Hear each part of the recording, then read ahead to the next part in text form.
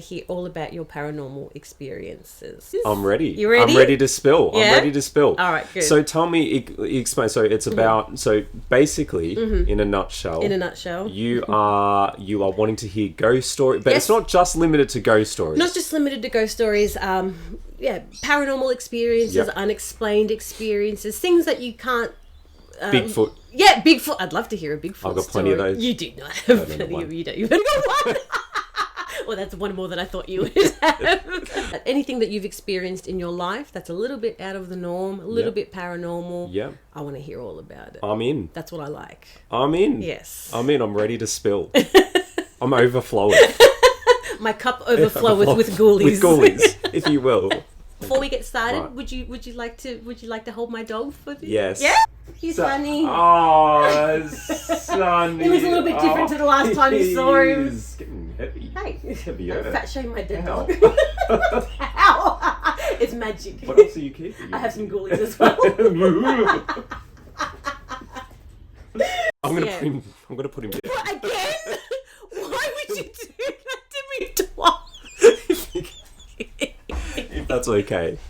I hope you're right with that. Well, thank you. I've known you for a long time. I've known you for over 20 years now. Lucky you. And one thing that I do know is that while you're fascinated with ghoulies, as you call them, Yes.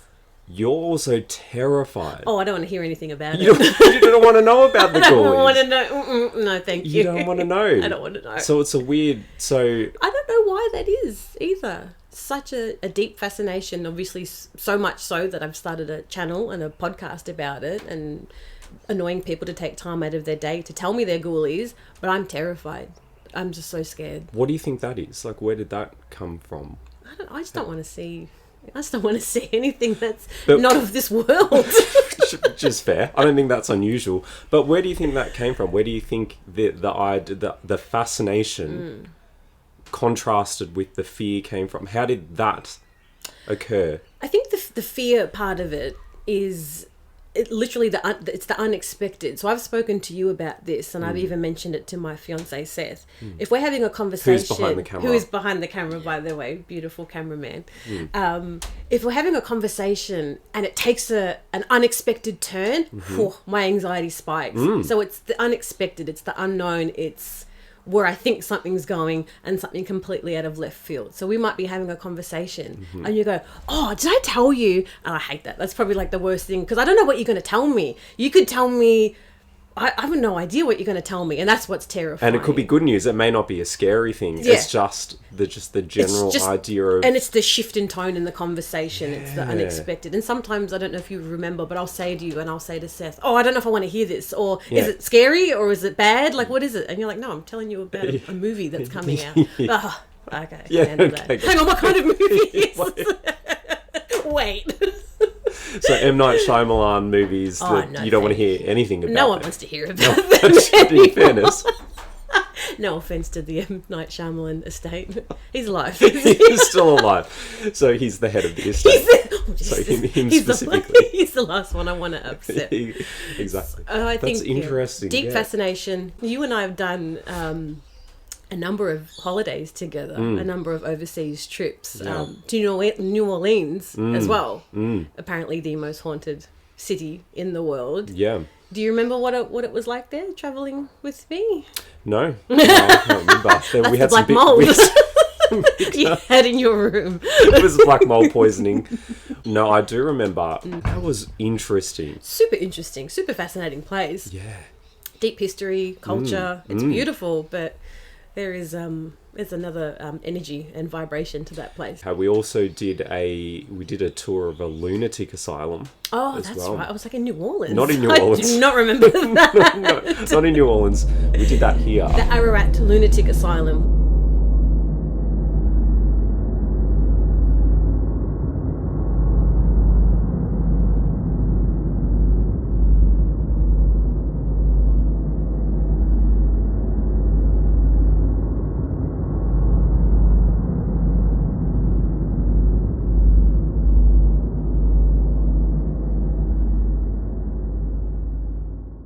They explained that it was built originally as a way to get any people that were mentally ill, and unfortunately people that weren't mentally ill, very loose term then, mentally ill, out of the city. I think we would have been probably committed at that point in time. I think we probably would have been. It's people that weren't, acting or behaving in what was then a socially acceptable way. What are you saying? what am I doing? You know bloody well what I'm saying. You know what you've done. You know what you've done. The heinous things you've done. It was late at night, and as you were saying, we were the last tour in the asylum. No tours behind us. Nobody behind us.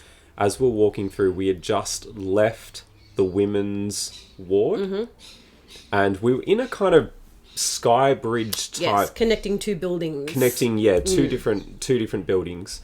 And we'd stopped in the middle of this bridge, and the tour guide was talking, but we were standing at the back of this tour group. Just you and I, standing at the back of this tour group, and everyone else was listening to the tour guide, and I think we were just talking out nonsense that we normally do. Yeah. And behind us, in the ward that we just left, where there was no one there, we heard a woman scream. High-pitched, terrified woman's scream. Yeah.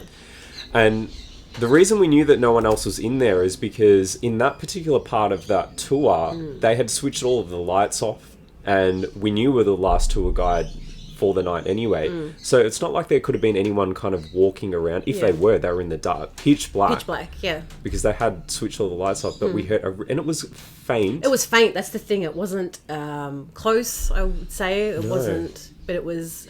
And I think you and I paused and looked at each other and said, did you hear that? And there was another member of the group, just a random person that we didn't know. And he was like, I heard that. Heard that as well. It was terrifying. It was scary. It was scary as hell. Yeah.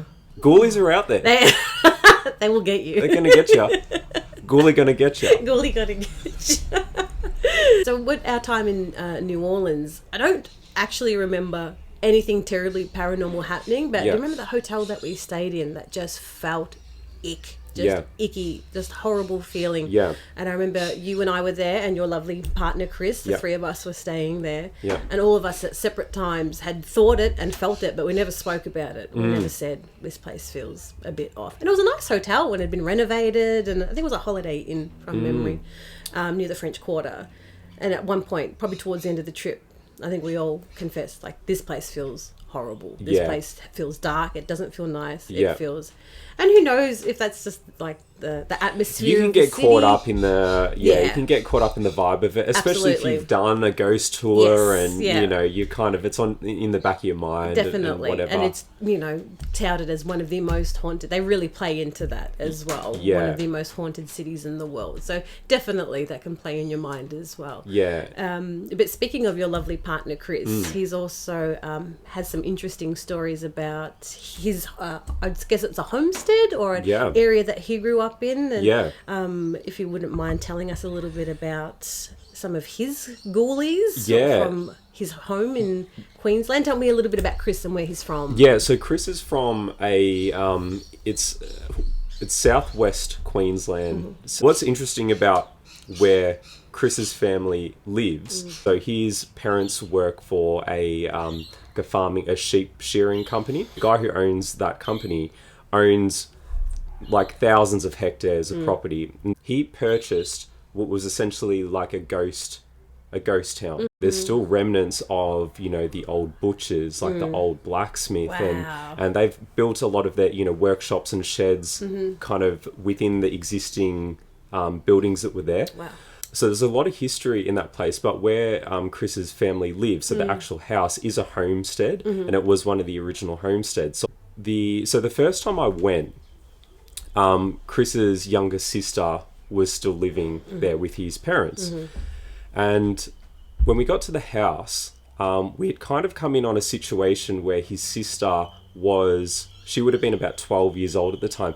She was refusing to sleep in her bedroom. Wow. Her reasoning for it was that she felt that there was something in her room. Oh my God. And her room is at the back of the house. And she would say, and it was an argument with her mum to get her to sleep in her own room. And she was but she would refuse. She was sleeping in the side room, wouldn't go into our own bedroom. She was saying, I can hear things in there. I've seen things, I've felt things, I can hear things. And look, to be honest, as you said, like, I'm interested in all of this stuff, but I'm also a very cynical person as well. So, Hey. yeah.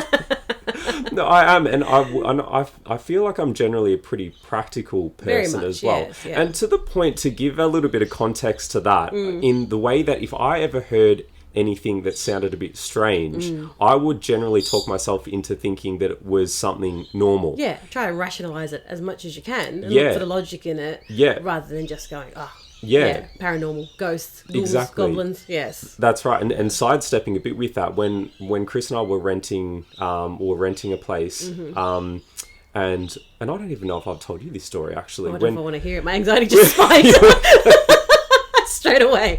You don't know what's going to happen? I don't know what's going to happen. We were asleep one night. Which was this here in Victoria? Yeah, in Victoria, yeah. We're actually renting my sister's place. Oh, yes. We were asleep in bed. It was a newly developed area, and we were asleep in bed one night, and I heard a noise in the wall, like outside of the wall behind us, and I could hear what I heard were I thought were footsteps, and I could hear kind of shifting around outside, and the first thing you obviously think is, it's, someone's here. And you think, well, what if it's not a person? What if it's something else? Yeah.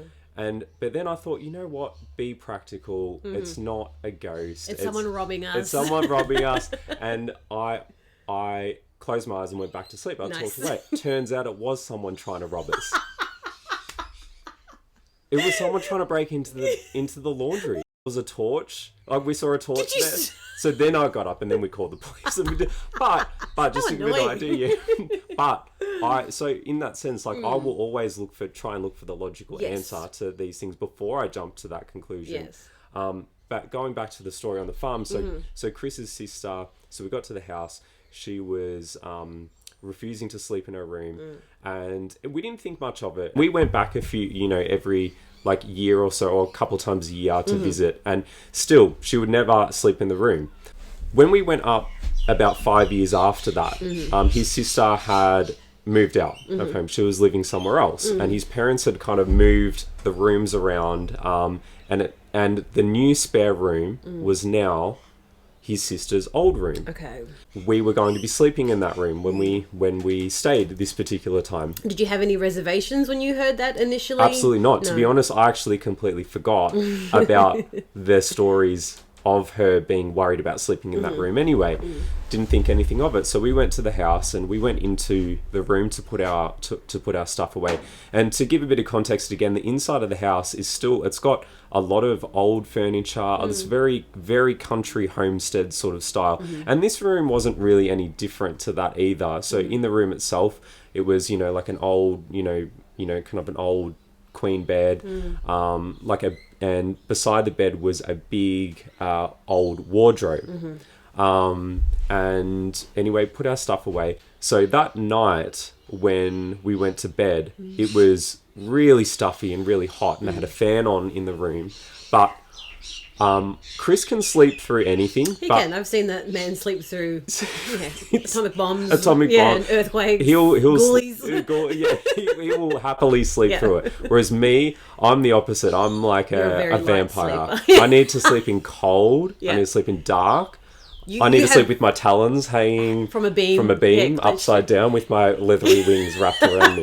You have told me that you could sleep in a coffin. If you could, if it was acceptable. Beautiful. Yeah. I love Restful. that. Restful. Cold, dark. Yeah, so for me, 40 plus degree night, I wasn't getting any sleep. Yeah. As I was lying there, this is where the ghoulies comes in. No.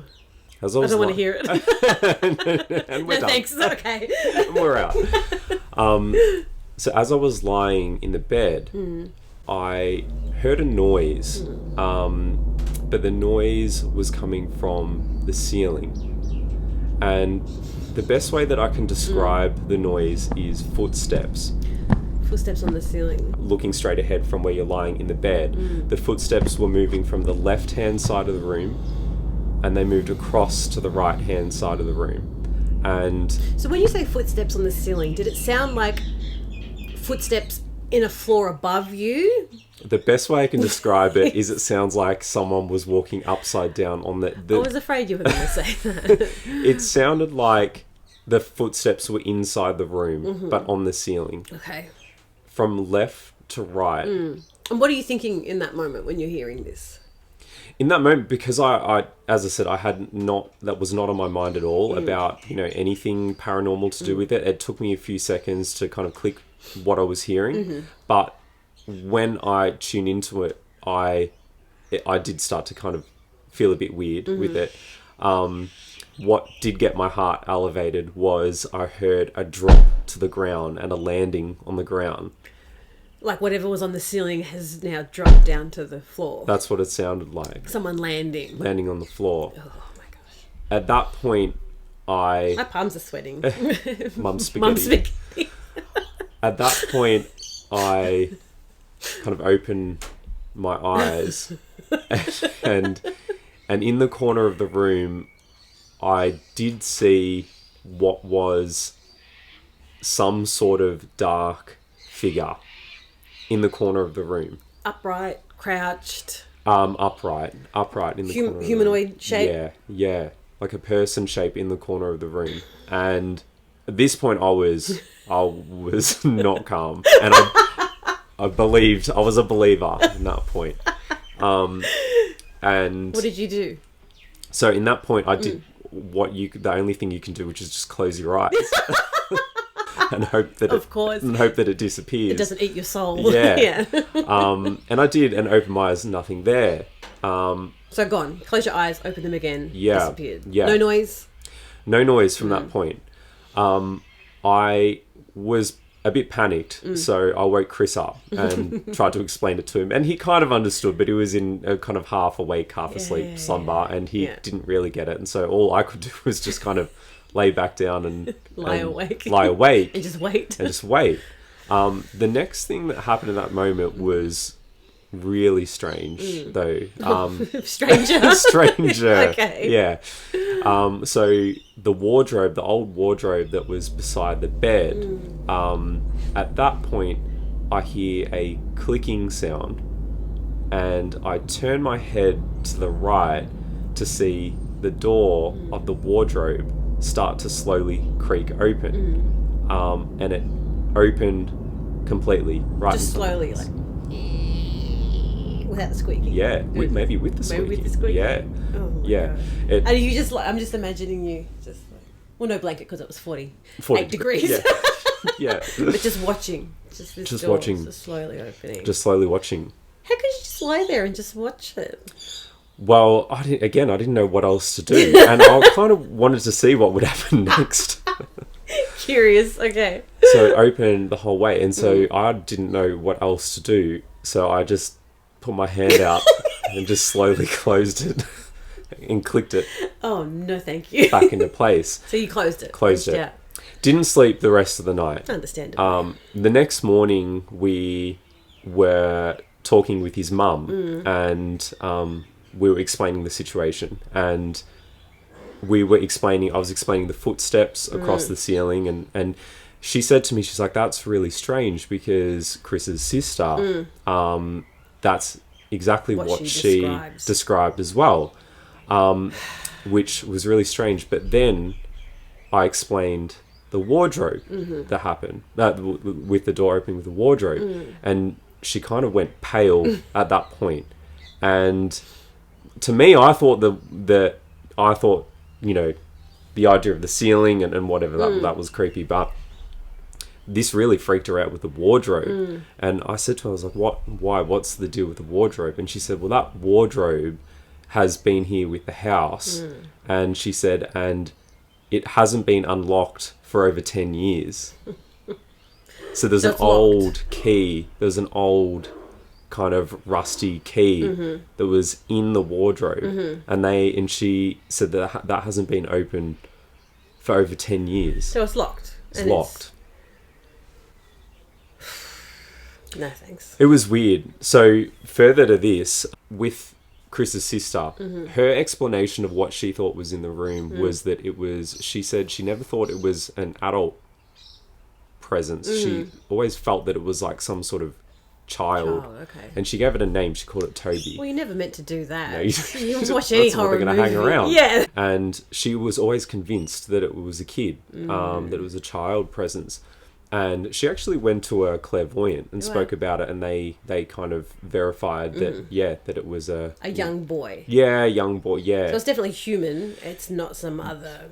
No, this is what the demonic- clairvoyant said. Okay. But this clairvoyant as well also said to her, she said, in 6 weeks' time, you're going to be moving house. And she had no plans to move. And in 6 weeks from that point, she ended up moving interstate. But you know who ended up leasing the house that she moved out from? The clairvoyant. Well, that's very dodgy. Isn't it? She just needed somewhere to live. She just needed she tried that on 8 different people that day. Finally got one. That's true. That's a true story. That is insane. That's crazy. But she told her that it was a child ghost and whatever. Okay. When we were talking to Chris's mum about it, and we were talking about, Chris's sister thinks it's a kid, blah blah blah. Chris's mum ended up saying, that's interesting because the home that we live in, it used to be in another part of the property, and they relocated it to where they are now. But where this original property was built on top of a cemetery for children. Oh, it gives me the absolute shivers hearing stuff like this, which I love but I hate. Yeah, I love but I hate. Yeah. Now I do know that you have many more ghoulies in your sack. Oh my god, it's in my ghoulie sack. In your ghoulie sack that we would love to hear. Yeah. Thank you very much for coming down and chatting with me and giving me your time. I really appreciate it. It's been terrifying. Yeah, I haven't enjoyed any of it. Good.